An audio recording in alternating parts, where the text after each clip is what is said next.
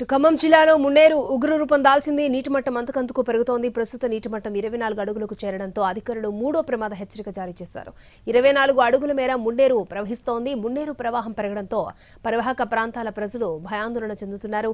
ఇప్పటికే స్థానికులను పునరావాస కేంద్రాలకు తరలించారు అధికారులు. అటు ఖమ్మం జిల్లా తిరుమాయపాలెం మండలంలో రాకాసి తండా దగ్గర ఆకేరు వాగు ఉధృతంగా ప్రవహిస్తోంది. దీంతో ముందస్తుగా అధికారులు రాకాసి తండ వాసుల్ని పక్క గ్రామంలో ఏర్పాటు చేసిన పునరావాస కేంద్రానికి తరలించారు.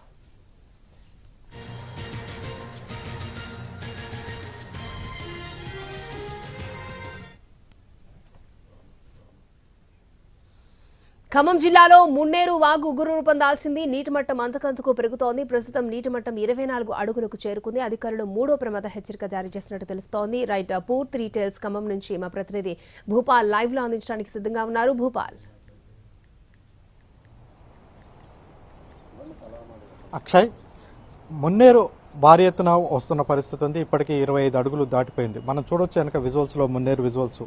ఎగువన డోర్నకల్లు ఆ పరిసర ప్రాంతాల్లో నిన్న భారీ ఎత్తున కురిసిన వర్షం వల్ల, అంటే డోర్నకల్లు ఆ ప్రాంతంలో కురిసిన వర్షం వల్ల అక్కడ ఆకేరు నది ఉంది. ఆకేరు నది వరదంతా కూడా మళ్ళీ ఖమ్మం మీదుగా ఇటు కృష్ణా వైపు వెళ్తుంది. ఈ వరద అనేది కొంత ఆందోళనకరంగా కూడా ఉంది. అయితే ఈ ఏడాది ఇప్పుడు వచ్చిన ఈ వరద అత్యధికంగా వస్తున్న పరిస్థితి. గత ఏడాది దాదాపుగా 36 నుంచి 40 అడుగులకు పైగా గత ఏడాది వచ్చిన పరిస్థితి. అంటే 25 అడుగుల తర్వాత ఇక్కడ రికార్డు అనేది ఉండదు. 25 అడుగు ఇప్పుడు పోతున్న వరద అంటే మున్నేరు బ్రిడ్జి, ఇది దాదాపు 100 సంవత్సరాల క్రితం కట్టిన బ్రిడ్జి. ఆ బ్రిడ్జి కింద నుంచి ఇప్పుడు వరద వెళ్తుంది.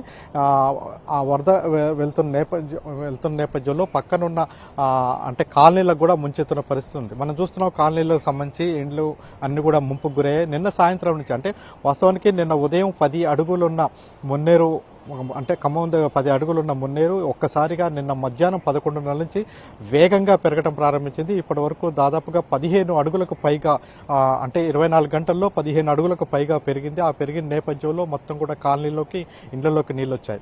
అయితే నిన్న సాయంత్రం నుంచే పునరావాస కేంద్రాలకి జనాన్ని తరలిస్తున్నారు.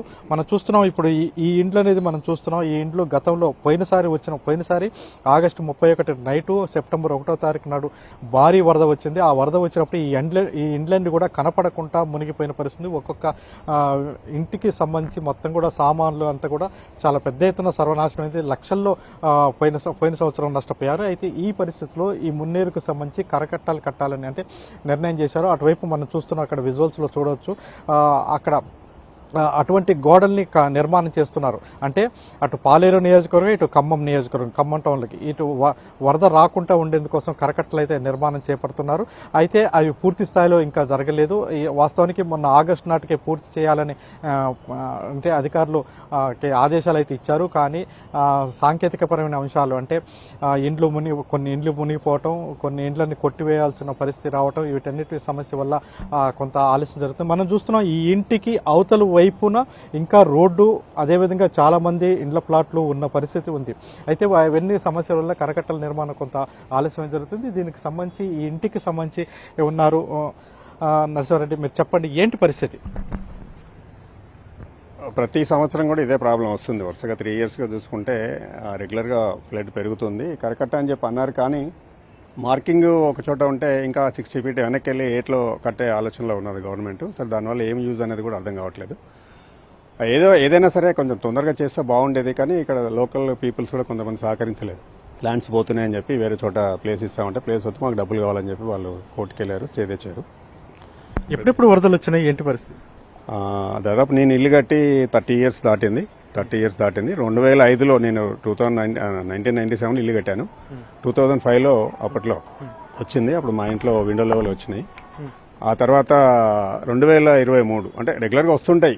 ఈ మందం చాలాసార్లు వచ్చింది, కాకపోతే మాకు అంత ఎఫెక్ట్ లేదు. 2023లో మాకు ఇంట్లోకి వచ్చినాయి. ఆ పక్కన బోటిక్ ఉంది, మాకు చాలా లాస్ అయింది కూడా.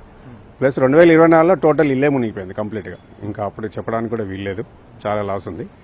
అయితే ఈ ఇయర్ కూడా అట్లనే అవుతుందని చెప్పి నైట్ చాలా ఇబ్బంది పడ్డాము. కానీ ఈ తుఫాను సడన్గా వచ్చింది. ఎవరు కూడా ఎక్స్పెక్ట్ చేయలేదు. యాక్చువల్గా వస్తుందని అనుకోలేదు. ఏదో ఆంధ్రాలో ఉందని అనుకున్నాం, కానీ తెలంగాణ మీద కూడా ఎఫెక్ట్ ఉంటుందని అనుకోలేదు. రాత్రి నుంచి కంటిన్యూగా పెరుగుతుంది. 24 అవర్స్గా దాదాపు 25-26 నడుస్తుంది. ఇప్పుడు ఇంకా పెరిగితే మాకు ఇబ్బంది అయ్యే అవకాశం కూడా ఉంది. ప్రధానంగా మనం చూస్తున్నాం, అంటే ప్రతి వాళ్ళు ఇండ్లన్నీ కూడా అంటే ఖాళీ చేస్తున్న పరిస్థితి ఉంది.